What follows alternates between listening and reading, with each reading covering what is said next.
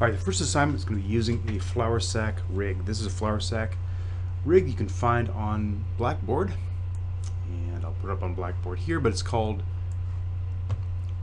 Rig 2MA. Oh, here it is. Sorry, wrong folder. There you go. FlourSack 2MA right there. So let's drag this into Maya, which I just did, and here are the controls. We have a couple basic controls. I think the yellow ones are the ones you probably want to use first, and we can basically move the entire character around with these little yellow controls right there. And before we do that, let's hit the M, which is the mover control. Go over to channels, and we're going to turn off deformers just by setting 0, so they're off. Now we move this around. The ears should not deform. Let's actually click on these little ear controls there. Oh, here it is. I'm sorry. D is the deformer controls.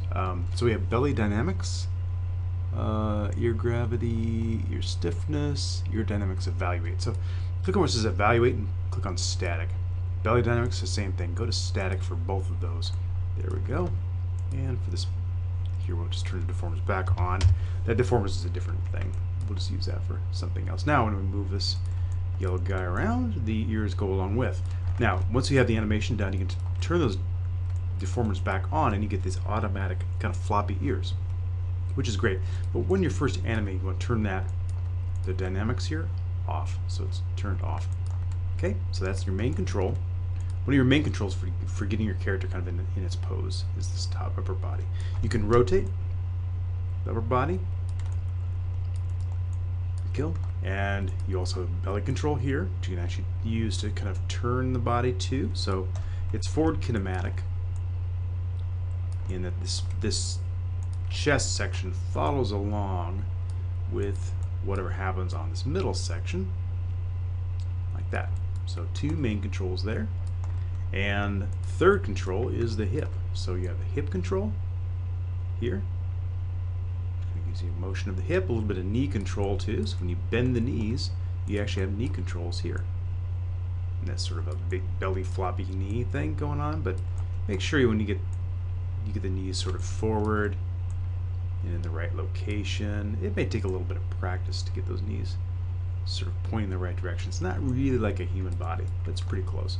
And of course that hip you can also rotate, and I would recommend rotating the hip.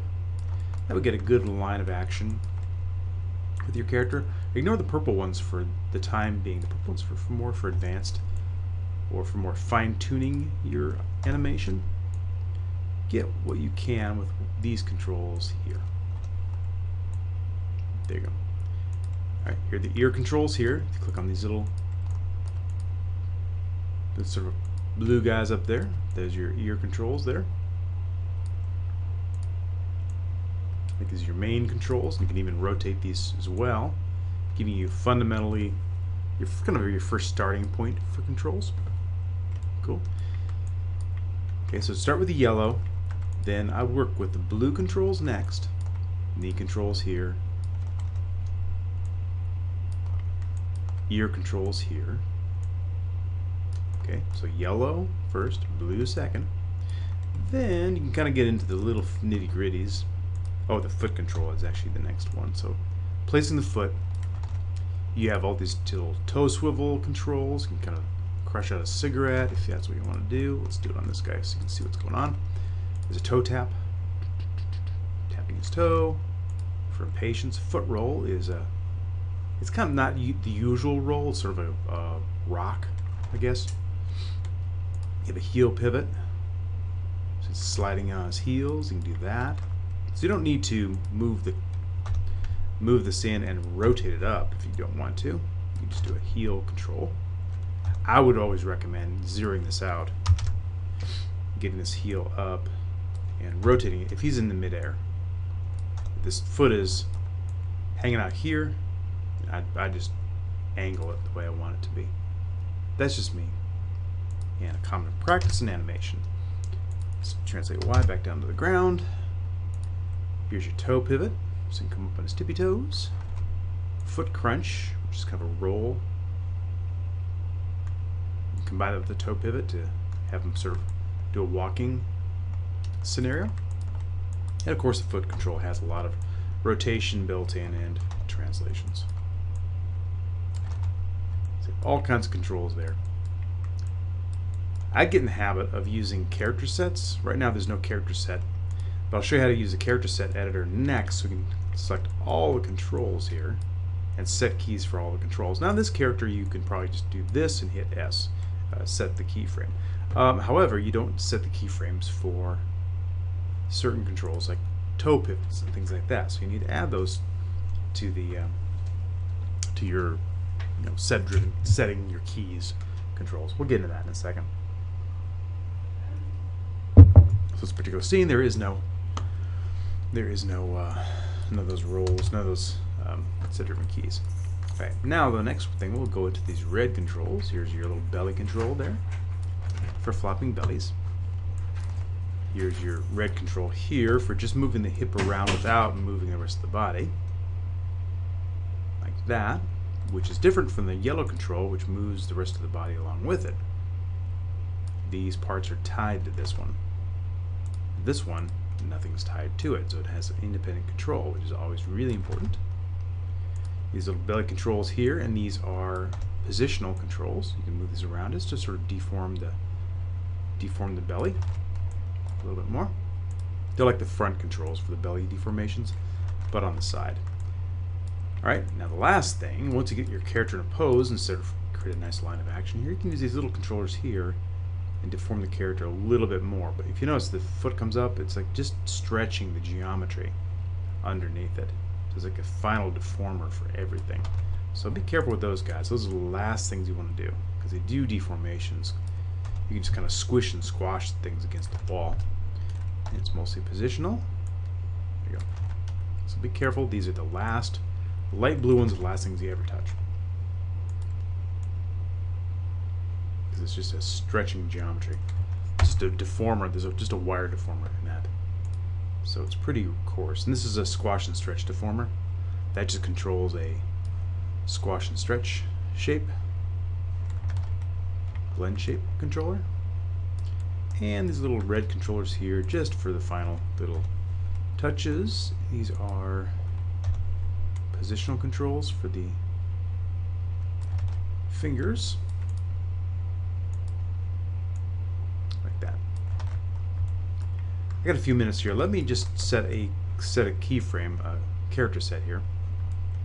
And let's actually just start with the scene from its beginning. I'll just make a new file.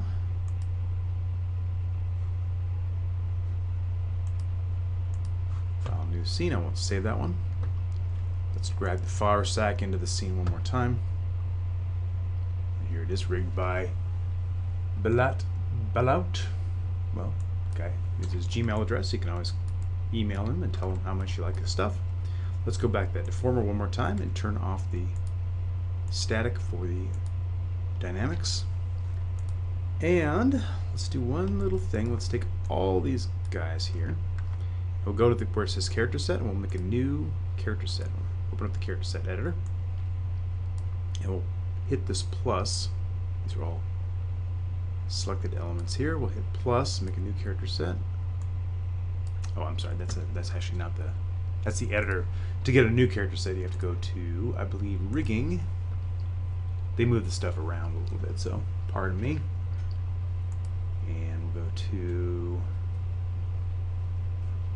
skeleton, skin deform, might be under animation actually. Key, okay, here it is, under key for animation, create character set. To do that, your character set's created and it's character 1. You can go to the character set editor and you can change this character, just rename it. Call this one FlourSack _ CH, just for character set. And these are all the different elements in here. So all these different controls, wire controls, the swivel, top, roll, crunch, all this stuff has been added to it. Jiggle deformers, all that stuff, stiffness. We can probably turn off the dynamics and get rid of that simply by just removing it from the remove from current set. Like